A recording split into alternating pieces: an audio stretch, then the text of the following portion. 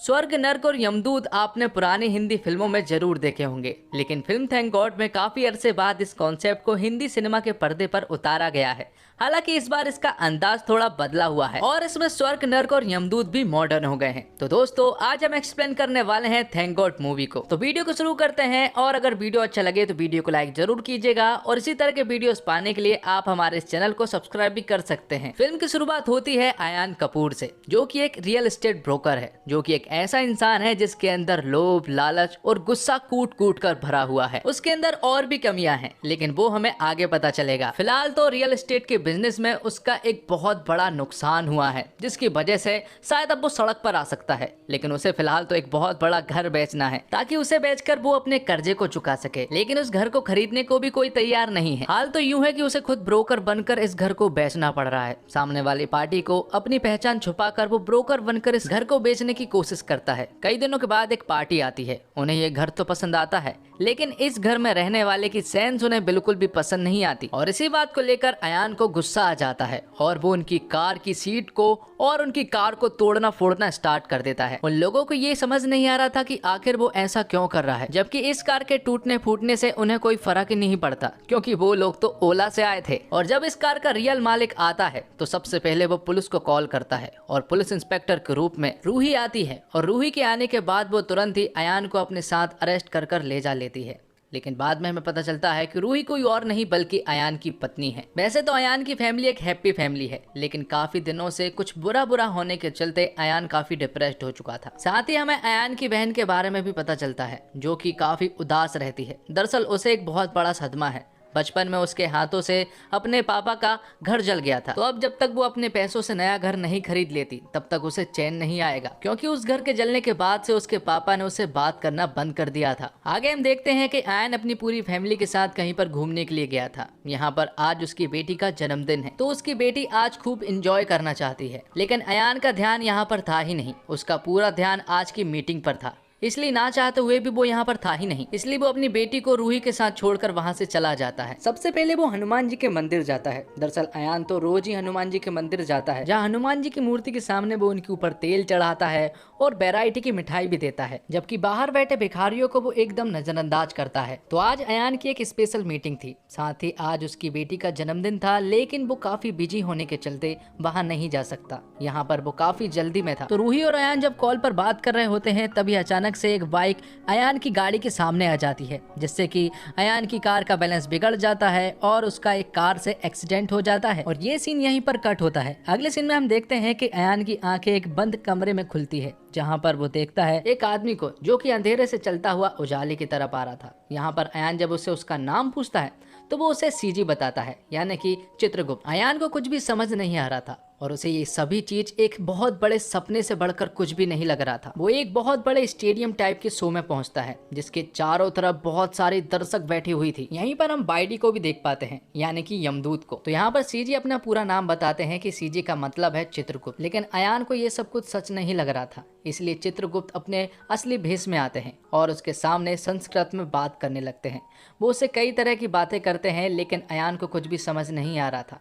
इसलिए चित्रगुप्त उससे कहते हैं कि तुम्हें सब कुछ समझ में आए, इसलिए हमें मॉडर्न रूप में रहना पड़ रहा है। साथ ही सीजी उससे कहते हैं कि तुम अभी मरे नहीं हो, बल्कि तुम अभी हॉस्पिटल में हो और अपनी आखिरी सांसें गिन रहे हो। लेकिन आखिरी सांसें गिनने से पहले तुम्हें एक गेम खेलना होगा, और अगर उस गेम में तुम सफल हो जाते हो तो तुम्हारी जान बच जाएगी, और अगर नहीं तो तुम मर जाओगे। तुम्हारे पास 2 कॉलम दिए गए हैं, एक व्हाइट बॉल के लिए और एक ब्लैक बॉल के लिए। इस गेम शो में अगर तुम कुछ अच्छा करोगे तो ऑडियंस के द्वारा तुम्हें व्हाइट बॉल दी जाएगी, और अगर कुछ बुरा करोगे तो ब्लैक बॉल मिलना तो एकदम तय है। तो सीजी उससे कहते हैं कि तुम्हारी सबसे बड़ी प्रॉब्लम में से एक प्रॉब्लम ये है कि तुम्हें गुस्सा बहुत आता है, इसलिए तुम्हें एक ऐसी सिचुएशन में भेजा जा रहा है जहाँ पर एकदम शांति होगी, और अगर तुम उस शांति वाले सिचुएशन को हैंडल कर लेते हो तो शायद तुम्हें व्हाइट बॉल मिल जाएगी। तो सीजी अयान और रूही को एक पीस और शांति वाले प्लेस पर भेजा जाता है, जहां पर दोनों काफी रोमांटिक थे। और जब अयान रूही के पास कमरे में जा रहा था तो अचानक से लिफ्ट में उसे एक आदमी मिलता है, जो कि उसे काफी पकाने लगता है और उसका टाइम भी खराब करने लगता है। यहाँ पर उसे देखकर अयान को इसके ऊपर काफी गुस्सा आता है और वो उसे काफी बुरी बुरी सुना देता है। जबकि अयान को गुस्सा कंट्रोल करना था, लेकिन अयान गुस्सा कंट्रोल नहीं कर पाया और उसके ऊपर पूरी तरह से भड़क गया। मतलब कि अयान गेम का पहला टास्क कंप्लीट करने में नाकाम हो गया, इसलिए ऑडियंस की तरफ से उसे ढेर सारी ब्लैक बॉल्स मिलती हैं। जिसके बाद सीजी उससे पूछते हैं कि इस बोर्ड पर तुम्हें क्या दिखाई दे रहा है। तो अयान उससे कहता है एक ब्लैक डॉट, जिस पर कि सीजी उससे कहते हैं कि यही तो दिक्कत है कि इतने बड़े वाइट बोर्ड में तुम्हें सिर्फ एक ब्लैक डॉट दिखी, जबकि तुम तो पूरा का पूरा वाइट बोर्ड देख सकते थे। यही तो प्रॉब्लम है कि इंसान अच्छाइयों की जगह बुराइयां देखना पसंद करता है। सीजी उससे कहते हैं कि तुम एक नंबर के लालची इंसान हो। और साथ ही वो उसे बचपन का एक इंसिडेंट भी बताते हैं। वो बताते हैं कि बचपन में तुम्हारे पिता स्कूल के टीचर थे, उनके पास एक एग्जाम का पेपर भी था जिसे कि तुमने चुरा कर अपने दोस्त को कुछ पैसों में बेच दिया था। तब अयान उनसे कहता है कि ये तो मेरा बचपना था, बचपन में उसने क्या किया उसे ही नहीं मालूम है, और वो तो बस एक एग्जाम का पेपर ही था। एक एग्जाम के पेपर से कोई क्या ही बिगाड़ सकता है। तो सीजी उसे बताते हैं कि तुमने बहुत बड़ी गलती की थी, क्योंकि ऐसे ही करते करते आज वो एक बहुत बड़ा डॉक्टर बन गया है, और कोई ऐसा वैसा डॉक्टर नहीं बल्कि वो तुम्हारा ही इलाज कर रहा है। और वो ऐसा डॉक्टर है जिसके हाथ कप रहे होते हैं, उसे मालूम ही नहीं है कि कैसे क्या सिलना है और कहाँ सिलना है। तब अयान सीजी से कहता है कि मुझे बचा लो, प्लीज बचा लो। जिस पर कि सीजी उनसे कहते हैं कि ये एक मजाक था, लेकिन ऐसा हो सकता है। जिसके बाद सीजी उसे दूसरी कमजोरी के बारे में बताते हैं। वो उससे कहते हैं कि तुम्हारी दूसरी कमजोरी है जलन। जिस पर कि अयान उनसे कहते हैं कि ये मेरी कमजोरी नहीं है बल्कि ये मेरी स्ट्रेंथ है। जिस पर कि सीजी उससे कहते हैं कि तुम्हारी बीबी काफी अट्रैक्टिव है, वो तुमसे दूर भी रहती है, उसके ऊपर कई सारे लड़के पागल भी होते रहते होंगे। लेकिन अयान ये बात मानने को राजी ही नहीं था, इसलिए सीजी उसे उस सिचुएशन में पहुंचाते हैं जहां पर रूही और अयान दोनों साथ में थे। यहाँ पर अयान को ऐसा लग रहा था कि शायद रूही का अफेयर है, तो वो उसे माफ कर देगा और बदले में उसे काफी सारी वाइट बॉल्स मिल जाएंगी। लेकिन यहाँ पर ऐसा कुछ भी नहीं था। रूही उससे कहती है कि उसका प्रमोशन हो चुका है, और यह बात सुनने के बाद तो अयान पूरी तरह से पागल हो जाता है, क्योंकि अयान का पुलिस बनने का सपना था, लेकिन आज उसकी वाइफ पुलिस वाली बन चुकी है और उसका प्रमोशन भी हो रहा है। जिस बात को सुनकर उसे बहुत ज्यादा जलन होती है। मतलब कि अयान ये टास्क भी हार चुका था और बदले में उसे ढेर सारी ब्लैक बॉल्स मिल जाती हैं। अयान सीजी से कहता है कि वो भी पुलिस वाला बनना चाहता था और वो अपनी बीबी से बहुत ही अच्छा पुलिस वाला बनता अगर वो बनता, क्योंकि आज तक ना तो उसकी बीबी का ना प्रमोशन हुआ और ना ही अखबार में कोई फोटो आया। तो सीजी उससे कहते हैं कि चलो तुम्हें पुलिस वाला बनाकर भेजा जाता है, और अगर तुम उस सिचुएशन को हैंडल कर लोगे तो तुम्हें वाइट बॉल्स मिलेंगी, लेकिन अगर उस सिचुएशन को हैंडल नहीं कर पाओगे तो तुम्हें डबल ब्लैक बॉल्स मिलेंगी।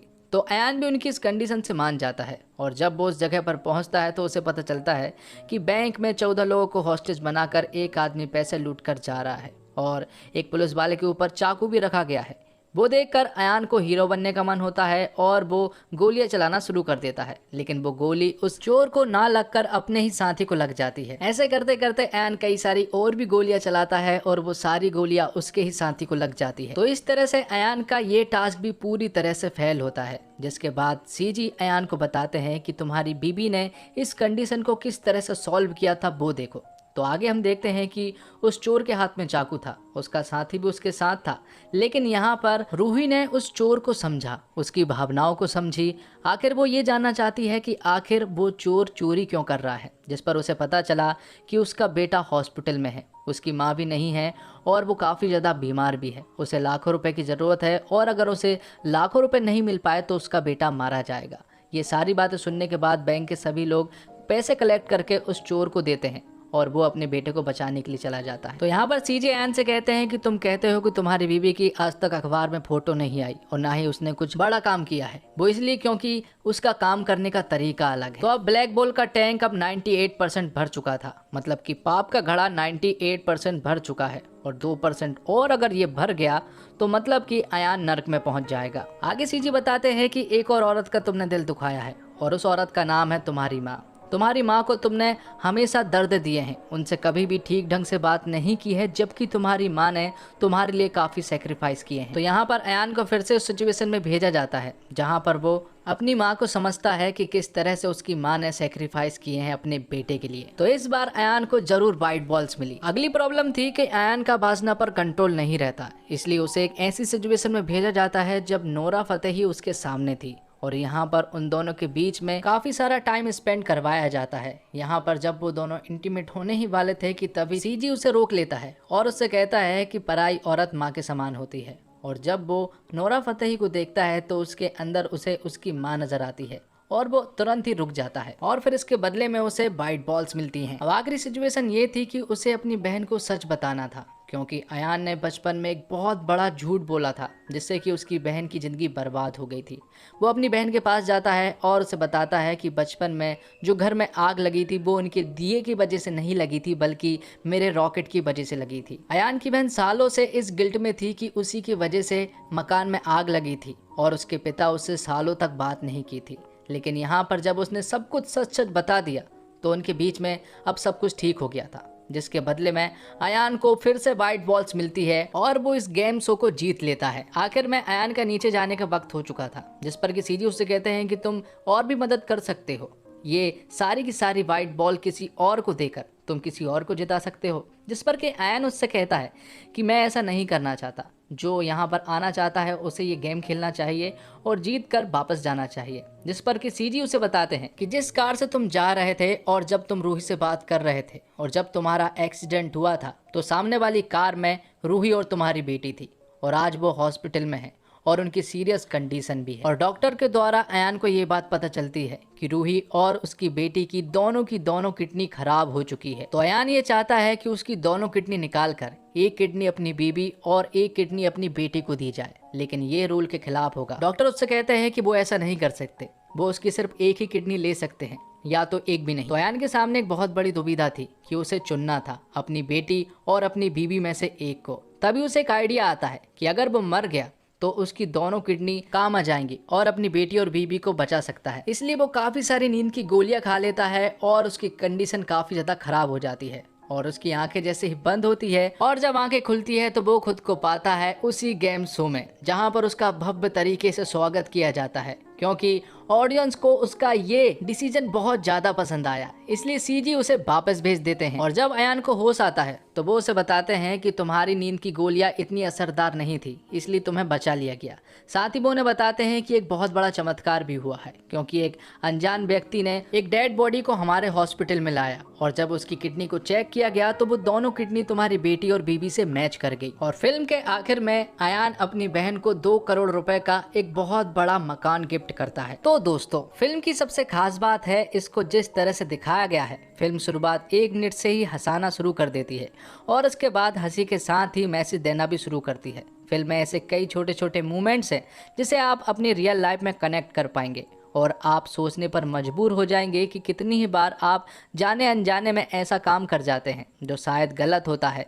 परिवार की वैल्यू, अच्छे और नेक काम करने की अहमियत जैसे कई अहम मुद्दे पर फिल्म फोकस करती है। गुस्सा, लालच, ईर्ष्या, भ्रम और वासना, इसके बीच में कैसे इंसान फंस गया है। फिल्म देखने के बाद आप इसे समझ पाएंगे कैसे छोटी छोटी चीज़ों की वजह से हम अपनी ज़िंदगी की बड़ी खुशियों को किनारे कर रहे हैं। फिल्म इस पर फोकस करती है। फिल्म कहानी के तौर पर काफ़ी कसी है और एक भी डायलॉग और सीन बेवजह नहीं है। कुछ सीन ऐसे हैं जो आपको देखते वक्त शायद बेवजह लगे, लेकिन आखिर में उसका कंक्लूजन निकलता है। फिल्म में अजय देवगन ने बेहतरीन काम किया है और एक्ट के साथ ही उनकी आवाज़ का जादू भी बतौर दर्शक आपको देखने को मिलता है। राकुल ने भी अपने किरदार के साथ इंसाफ किया है। फिल्म के दर्शकों के लिए भी वो सभी एलिमेंट्स है जो इसे एक फैमिली इंटरटेनर बनाती है। हालांकि इस बात से भी सभी वाकिफ है कि फिल्म को लेकर बीते कुछ वक्त से फिल्म को लेकर विवाद जारी है। दरअसल फिल्म में जिस अंदाज लुक में चित्रगुप्त बने अजय देवगन को दिखाया गया है उससे कुछ लोगों को आपत्ति है और कहा जा रहा है कि ये हिंदू देवी देवताओं का मजाक उड़ाया जा रहा है। वहीं फिल्म के रिलीज के बाद ये विवाद बढ़ सकता है, क्योंकि फिल्म में कुछ सीन्स ऐसे हैं जिससे शायद कुछ लोगों को आपत्ति हो।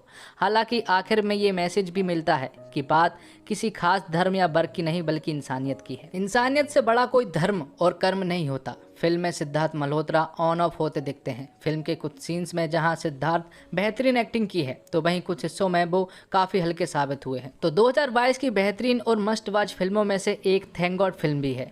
इस फिल्म को ना सिर्फ आप देखें बल्कि अपने परिवार और बच्चों के साथ जरूर देखें, और अगर नहीं देख सकते हैं तो एक्सप्लेनेशन देखें। फिल्म में चित्रगुप्त बने अजय देवगन जिंदगी का अहम सबक दे जाते हैं और समझाइश देते हैं कि हर पल और अच्छे काम की अहमियत होती है।